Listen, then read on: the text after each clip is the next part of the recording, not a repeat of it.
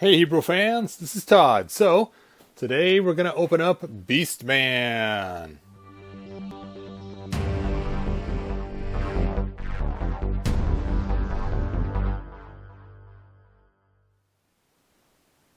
Alright, so before we get jumping into Beastman, let's go and talk about a little bit of history of Beastman and what the figures were in the past. So this was reminiscent of the original Beastman. Now this is actually the commemorative one.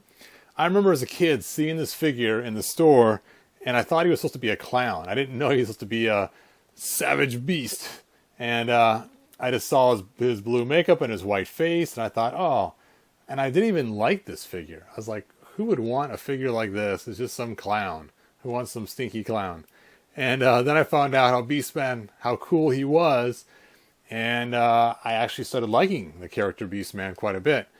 And especially as time went on with the Mike Young productions and other forms of Beastman that we've seen.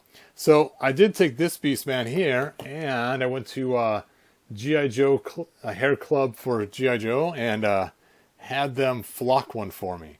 And here's my flocked version. And take a look. You can see the different texturing they did on the hair, so it's not just one solid color.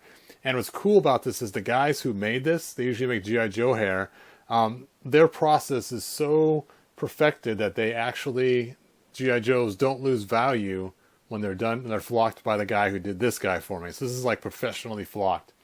I had to pull the figure apart so he could do it, so I had to reattach the legs later on. And it's cool as he left the stomach bare. I kind of drew where I wanted it left bare and stuff on a little picture sort of.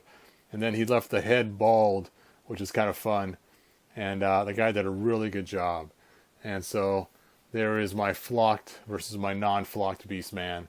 And I know Beastman doesn't normally come flocked, but I just thought it was fun. I always like Beastman with the battle axe in his hand too. It's like in the picture of the battle ram where Beastman has his battle axe. And I like the blue because it matches his blue symbol and blue shorts. So the blue axe belongs to Beastman.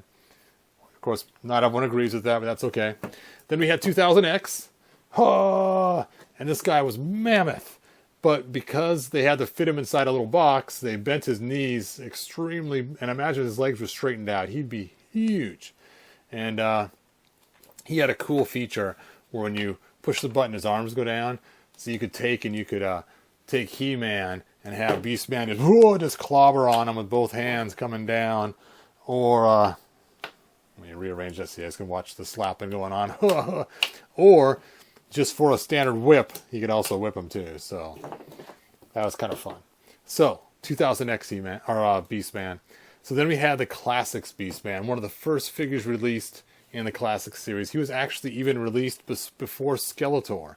So we had He-Man and Beastman first. So of course the first thing I did was swap He-Man and Beastman's armor. Made like a caveman He-Man.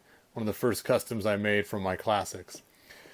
So, which is kind of funny because we saw for that new game that one guy made up He-Beast, which I actually made my own version of He-Beast. It's not exactly like his, but I like it. And it's just funny because it's reminiscent of my first Classics makeshift mixed part customs. Now, I did use the King He-Man sword for it. I did find a spare one online one time and bought it a long time ago. And I did use what do they call it? Spin Blade He-Man armor, because I like the blue. And the Shield Spin Blade He-Man armor as well, because I think the blue goes good with his shorts, just like I mentioned with the battle axe on the other one. Now, I did make my own 2000X stylized version of the Classics. And you can see he even has the cool ankle things going on, just like the 2000X does. And basically, I just took the extra armor from the armor pack and painted it up to match, and then made a new club for him to give it more of a 2000X club like you see in some of the comics. And then put armbands down here as well. This is just heat shrink tubing I stuck on there and cut to fit. And there you go. There's my 2000X. And, of course, I swapped the shorts out with somebody else. I forget who it was now. And I used 2000X hands and 2000X cuffs. So I actually stole his hands and cuffs to make the Classics 2000X Beastman stylized. Now, in reality, this guy would be huge. He'd be monstrous. to actually be 2000X. And I did make one like that a long time ago, but this one's not that one. All right. So then we got the one from PowerCon, I believe. And there he is. This is supposed to be the comic book one where he's all red. I just think he looks kind of freaky all red, but what the heck. I've been tempted to swap out parts so he's not so red, but it doesn't matter. I can keep him that way. And then we got the Filmation Beastman. And he has boots instead of furry feet. And he has one instead of two for his armbands. Two armbands, but only one little spike coming out. And I think he looks a little ridiculous, but that's the way the cartoon drew him. Now, he did come with a whip and a shield that wasn't really his, so you could put the shield to somebody else. So, there you go. There is the Filmation style Beastman. Any other Beastman behind there? Nope. All right, so let's go ahead and open this up now that you've seen my whole history of Beastman. Oh, in case you're wondering which one's my favorite, this is my favorite. This is the one, this is my go-to Beastman. Big monster hands. I like the brown for the armor, and I think it just looks cool. Anyway, so now you know my favorite. So, let's go ahead and open this up. Someone told me opening from the bottom of the box is the easiest. I tried that last time. It didn't seem to go as well as I wanted it to. Let's try it again just for kicks. Oh, and the comic got stuck in there. And I think from now on, I'm going back to opening it from the top. So this does not look like the variant one. It's like the exact same font and picture we've seen when I opened the Tila a few minutes ago. So there's the comic. And if you want more details in the comic, watch one of my other videos. I have a lot more details on that. And let's go ahead and get Beastman out of here.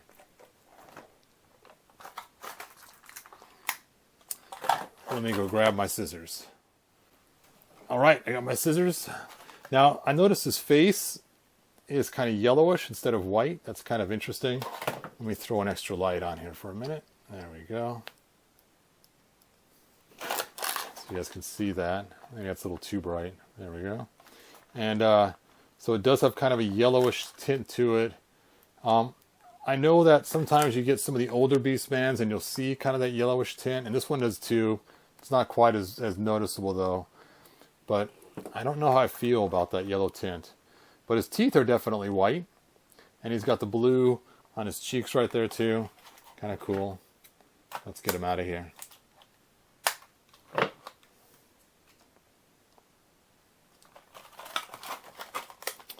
Now his hands are a little smashed in the package, but not as bad as we've seen with other figures. And you can kind of see his fingers are a little mangled there. Ah!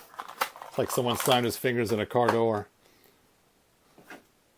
Skeletor, why did you slam my fingers in the door? Anyway, so let's go ahead and see what kinds of accessories he comes with. I'm assuming a whip, but let's see if that's all he has. Or if he has more in here. Oh, of course, he's going to have his shoulders. Now, what's funny, when I was a kid, I remember looking at all the different figures and noticing the size of their biceps. And I kind of use that as a gauge to see how big their muscles were. If you take a look at Beastman, for instance, and you look at, his arm is the same as He-Man's arm. You look at the size of the muscle differences. His were much sleeker and smaller, almost like swimmer's muscles. And then Skeletor's muscles were kind of in between these two. And I used to kind of bug me a little bit about classics, because classics all use the exact same bicep regardless. I kind of wish they made 3 different biceps to match the original 80s figures. But I thought they might have done that with the new ones, but they didn't. They all have the exact same bicep regardless of who it is. And I remember before, like I was saying, his were the smallest, and then his was the next biggest, and then He-Man's were the largest, which were the same arms as Man-at-Arms and all the other heroic people in the line. All right. But what makes his arms look big, when I was a kid, I always noticed this, is putting on the armbands. Always made his arms look bigger. So let's go ahead and get these out of here.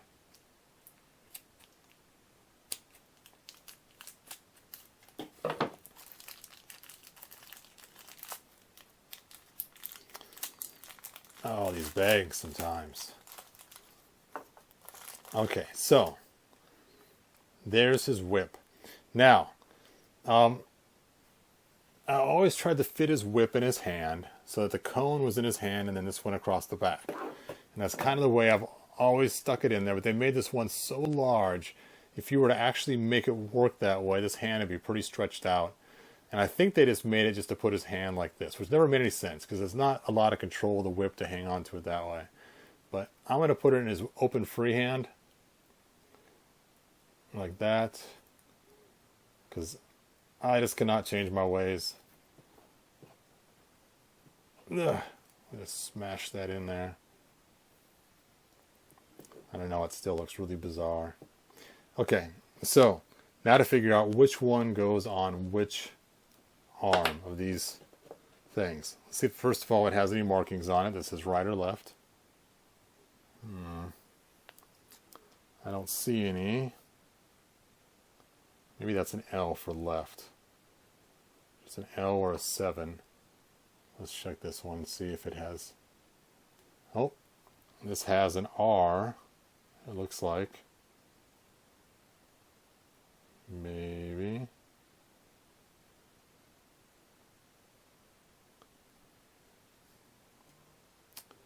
I think that's supposed to be an R. Yep, that's an R. So this goes on the right. And because the text is written this way, I'm guessing it goes like this. So let's wrap that around, and then the pin would go in the back. That makes a lot of sense. So let's get this one on. You know what? I'm sticking it together first, then just sliding it on. So much easier that way. You can do it.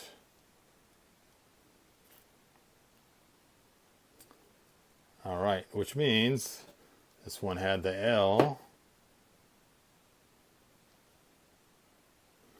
Now, one argument we used to always have when I was younger was which one goes up on top, the big one or the small one? That was always the argument. Well, you can see here that if you go by the new originals or new origins, that the big one goes on top. And so I actually, when I opened the commemorative one, I purposely never changed this one so I could see, and it has the big one on top as well. But because these were the exact same, this one clips in front, this one clips in back. I don't have an old beastman to check from the 80s, but if you guys could post in the comments how they were originally in the 80s, that'd be cool to know if they were actually different for the right and the left. Hooray, there we go. All right, let's go ahead and do a quick breakdown.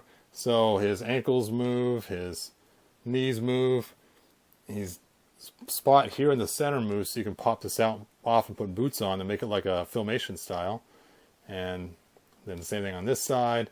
His waist moves, pops apart, and his arms. So if I had some red boots, you know what? Your boots are close to red. You're going to lose these.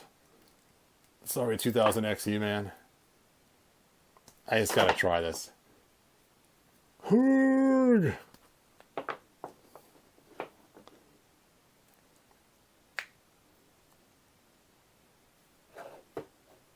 What do you guys think? Now, obviously, I wouldn't use these boots because they're not like Filmation boots. I'm going to have to wait till we get some boots that are like these. But it's very easy probably to make a Filmation looking beastman. Ugh. Okay, 2000X He-Man. You can get yours back. For those that haven't watched my other videos, yes, I'm in the middle of making a 2000X He-Man style. He'll be in work, and I'll show the progress of making him in my new classes coming up. Alright, so there is Beastman. Let's go and compare him to Teela. This is my new fixed knee Teela, in case you're curious why her knees look so much better. And one scene I used to always like, this guy Drew, was this picture where it shows Teela over his back like this. Let's see if he can do this move. And she's trying to holler for help, and Orko's flying right by at the same time. He's got her over his shoulder, and that works pretty good. Look at that. You can recreate that scene from that. She's trying to stab him with her staff. Put me down, you brute. And of course, Skeletor's leading the march. Beastman, bring Tila with you. Yes, master. There we go. Hooray. How fun is that? And of course, you know, He-Man, come in, save the day. He-Man. Anyway, that's the end of my review. I'm going to have fun at these with my grandkids. It's going to be great. And I will see you guys in the next video. Like, subscribe, tell your friends, and just stay tuned. Ring the bell so you can see the cool new videos I'm going to make. All right, you guys. Thanks for watching. Bye now.